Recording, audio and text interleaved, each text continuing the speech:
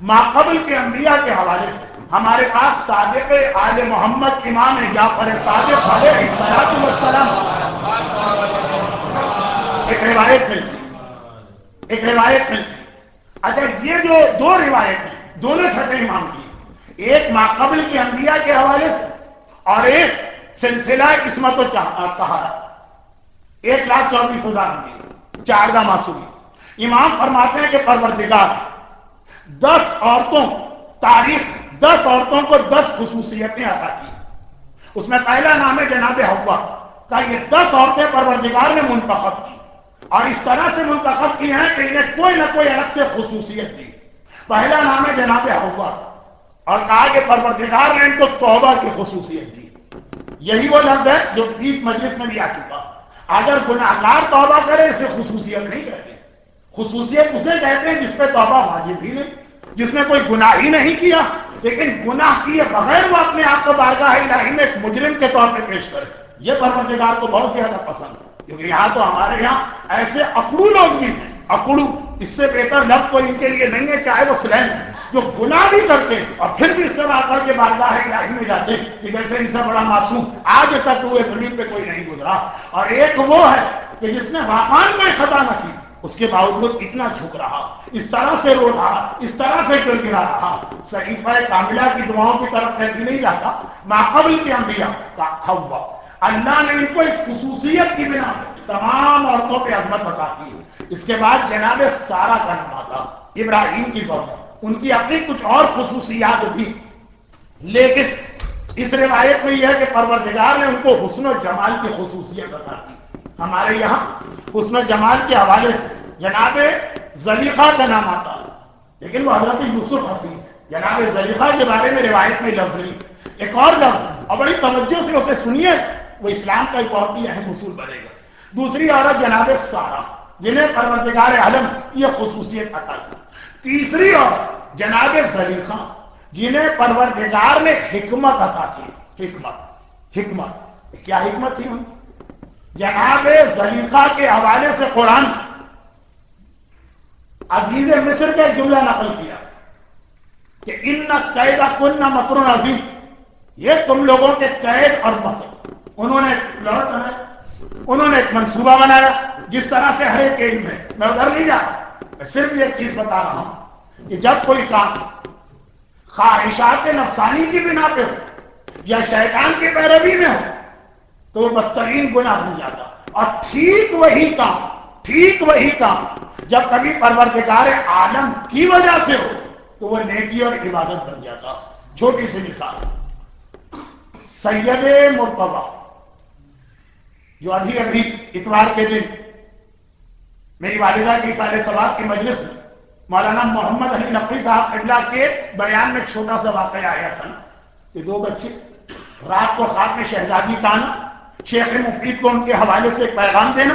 ان میں سے ایک بچہ سید رضی جس نے نہج البلاغہ جیسی عظیم کتاب کمپائل کی، لیکن دوسرا سید مرتضی جو علم کے اندر اور فضیلتوں میں اپنے بھائی سے زیادہ. سید رضی نہج البلاغہ کی وجہ سے ہمارے یہاں زیادہ مشہور ہو گئے، لیکن اوور آل اگر خدمات کو دیکھا جائے سید مرتضی. انہیں مولائے متقیان نے ایک ٹائٹل دیا تھا عالم الہدا. ان کے زمانے عرب کا ایک بہت ہی مشہور شاعر تھا ابو المعلا معرہ. شاعر تو آپ کو پتا ہے کہ عام طور پہ بے دین ہوتے ہی، جو نہیں بھی ہوتے دیندار بھی ہوتے ہیں، پتہ نہیں کیوں وہ اپنے آپ کو بے دین شو کرنا چاہتے ہیں. جس بیچارے نے کبھی شراب بھی نہ دیکھی ہوگی وہ شراب کے بارے میں 2-4 شعر ضرور کہے، پتہ نہیں اس میں کیا مزہ آتا ہے ہم کو. لیکن یہ ابو العلا معرہ عرب کا معنی ہوا دہریہ، اسلام کا مذاق اڑا. اگر اسی کی ایک عربی نظم علامہ اقبال نے بانگ درا کے آخر میں نقل کیا. وہ بہت ہی اہم نظم ہے، خصوصاً آج مغربی دنیا جس طرح مسلمانوں کا خاتمہ کر رہی ہے. اس کی میز پر بنا ہوا بٹیر آیا، اس نے اس کو دیکھ کے جو نظم کہی. لیکن آج کا موضوع بٹیر نہیں ہے، عورت ہے.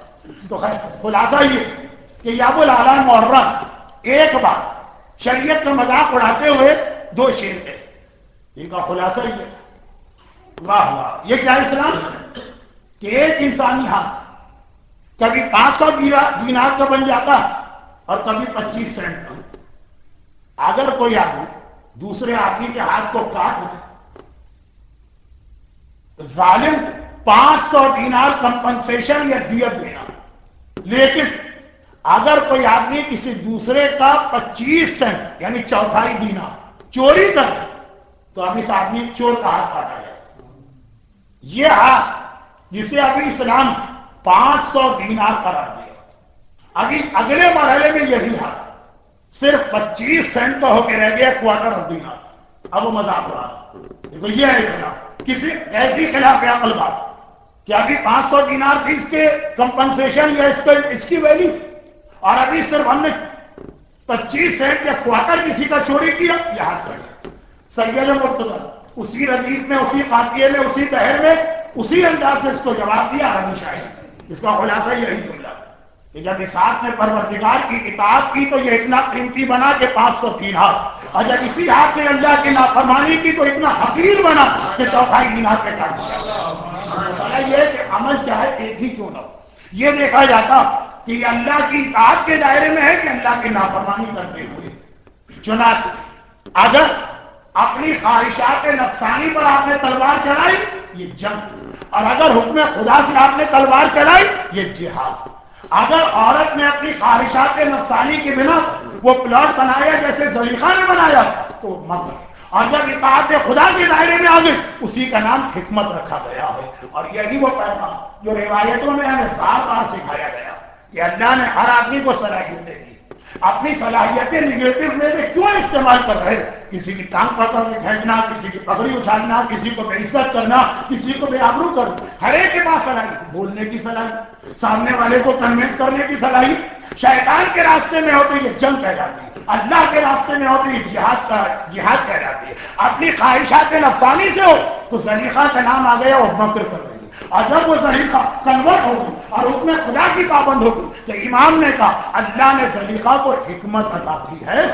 اللہ کے رسول کسی صحابی کے گھر گئے، موضوع اپنی جگہ، لیکن میں بہت زیادہ موضوع کی پابندی بھی نہیں کرتا ہوں اور بہت زیادہ اس کی مخالفت بھی نہیں کرتا ہوں۔ دیکھا کہ صحابی نیا مکان بنایا اور اس میں وینٹیلیٹر یا روشن دان بھی بنایا۔ پیغمبر نے پوچھا تم نے کیوں بنایا؟ عرب میں اس زمانے میں اس کا رواج نہیں تھا۔ کہا یا رسول اللہ میں یہ چاہتا ہوں کہ میرے گھر تازہ ہوا بھی آئے اور سورج کی روشنی بھی آئے۔ میرا گھر بہت بڑا نہیں، دوسرے لوگوں کے گھر بڑے ہیں، صحن کے اندر ایک چھوٹا سا گارڈن اگاتے ہیں، درخت اگاتے ہیں، میرا گھر چھوٹا، تو میں نے یہ روشن دان بنایا۔ پیغمبر نے کہا کاش تم یہ دو کے ساتھ ایک تیسری نیت کی ملا لیتے کہ اس کی وجہ سے اذان کی آواز زیادہ صاف سنائی دے تو عمل تمہارا وہی ہوتا، فائدے تمہیں وہی ملتے، لیکن اس کے ساتھ آخرت کا اجر و ثواب بھی تمہارے نام اعمال میں لکھا جاتا۔ تو یہ اسلام قدم قدم پہ ہمیں سکھاتا کہ اپنی ذاتی خواہشات اور اپنی نفسانی خواہشات کس طرح سے مرضی خدا میں ڈھالا جاتا ہے، اور یہ ایک الگ موضوع بن جائے گا، روایت مکمل ہو جائے گا۔ زلیخا میرا وہ امام جو صادق ہے کہہ رہا ہے کہ اللہ نے زلیخا کو حکمت عطا کی۔ جناب بلقیس کہا کہ چوتھی عورت جسے اللہ نے منتخب کیا عظیم عورت تاریخ انبیاء، کہا وہ بلقیس جنہیں پروردگار نے عقل عطا کی۔ عقل خاص لفظ عقل کے حوالے سے جناب بلقیس کا تذکرہ درج۔ قرآن کریم صرف ایک جملہ حضرت بلقیس کا، صرف ایک جملہ، لیکن اتنا پسند ہے پروردگار، اتنا پسند ہے کہ قیامت تک کا ایک سنہری اصول بنایا، اور امام نے کہا کہ یہ بلقیس کی عقل ہے کہ کائنات کی تاریخ میں ایسی صاحب عقل عورتیں نہیں گزری۔ امام فرماتے ہیں اور پھر اللہ نے منتخب کیا مادر موسیٰ، اور انہیں ایک عجیب فضیلت کیا تھا، یہ بھی ایک فضیلت کہ اولاد کا صدمہ برداشت کیا۔ ہر ایک کو معلوم ہے، تھوڑا سا تذکرہ آج انہیں کو ہونے والا۔ اور پھر پروردگار نے منتخب کیا جناب آسیہ، اور ایک خصوصی صبر کی نعمت آسیہ کو عطا کی۔ 6 عورتیں ہوں، امام فرماتے ہیں، اور پروردگار نے منتخب کیا رحمہ کو، جناب ایوب کی زوجہ، اور انہیں عزت اور عفت اس کی خصوصی نعمت عطا کی کہ کربلا کے مسائل کا جملہ بن سکتا۔ یہ پروردگار امتحان بھی عجیب طریقے سے لیتا. خاص روایت ہے جناب ایوب کی بیوی رحمہ جو اپنی عزت اور عفت کے حوالے سے انبیاء کی تمام تعریف میں ممتاز ہے، الگ، اور انہی کو اپنے بال نامحرم کے سامنے پیش کرنا پڑے تو ایک الگ واقعہ ہے. موقع ملے تو آ جائے گا، بظاہر موقع نہیں نظر آ رہا. آخری عورت جناب مریم جنہیں پروردگار کائنات کی عورتوں پہ منتخب قرار دیا. نویں عورت خدیجہ طاہرہ جنہیں پروردگار نے اپنی خصوصی فضا عطا دی. اور 10ویں عورت ہماری دادی فاطمہ زہرا سلام اللہ علیہا جنہیں پروردگار علم و حکمت علم عطا کیا. علم شہزادی کونین کی بات جہاں پہ آئی علم کے حوالے سے آئی. تو حوا، سارہ، زلیخا، بلقیس، مادر موسیٰ، آسیہ، مریم، زوجہ ایوب، خدیجہ طاہرہ، شہزادی کونین. کہا یہ 10 عظیم عورتیں جو سلسلہ انبیاء میں گزری. یہ بھی ایمان کی ایک حدیث. اب دوسری حدیث بھی سن لی. دوسری حدیث ہے لیکن اس کا اسٹائل حدیث والا نہیں. یہ وہ حدیث ہے جس کو ہم زیارت وارثہ سمجھتے ہیں. یا مولا یا ابا عبداللہ اشہد انک کنت نورا فی الاصلاب الشامخۃ والارحام المطہرہ. اے مولا میں گواہی دیتا ہوں کہ آپ ایک ایسا نور کہ جو ارحام مطہرہ سے گزرے، پاک رحم یعنی معصومین کی ماں.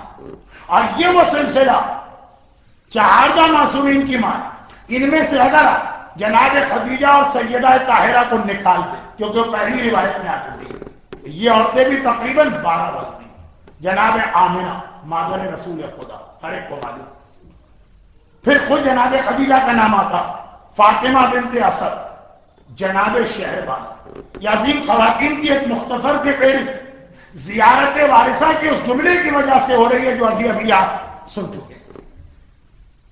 جناب شہربانو کے بعد 5ویں امام کی والدہ فاطمہ، اور 6ٹھے امام کی والدہ ام فروہ، اور 7ویں امام کی والدہ ام حمیدہ، 8ویں امام کی والدہ جناب نجمہ یا خیزرہ، 2 نام. 9ویں 10ویں اور 11ویں امام کی ماں صدیقہ، سمانہ، حدیثہ. اور پھر آخری سلسلے میں نرگس خاتون. یہ پہلا سلسلہ چلا حوا سے شروع ہوا اور جناب مریم تک پہنچ گیا، پھر یہ رکا. دوسرا سلسلہ شروع ہوا جناب آمنہ سے اور جناب نرگس خاتون پہ پہنچ کے رکا. اب یہ 2 سلسلے ہیں انتہائی عظیم خواتین کے. اور اس کے درمیان کچھ اور ایسی عورتیں. ایک طرف پہلے سلسلے میں جناب حاجرہ کا نام روایت میں نہیں آیا لیکن وہ اپنی جگہ، اور دوسری جانب دوسرے سلسلے میں جناب زینب کبریٰ، جناب ام کلثوم، جناب ام البنین معصومہ قم ہے، جناب حکیمہ خاتون. اور اس کے بعد خود پیغمبر اسلام کی ازواج میں کچھ اتنی اہم ہیں کہ جن کے واقعات سن کے آدمی حیران ہو جاتا. اور اتنی بہترین اور اس کے گھر کے مرد اتنے بدترین. ام حبیبہ خاندان بنو امیہ کے خاتون. ام کلثوم، اگر یہ ام کلثوم 15-20 عورتوں کا نام. اس ولید کی بہن، اس ولید کو قرآن نے صاف طور پہ کہا کہ فاسق، لیکن یہ ساری چیزیں جو ہیں وہ ایک ساتھ تو بیان نہیں ہو سکتی. برحمتک یا ارحم الراحمین وصلی اللہ علی محمد و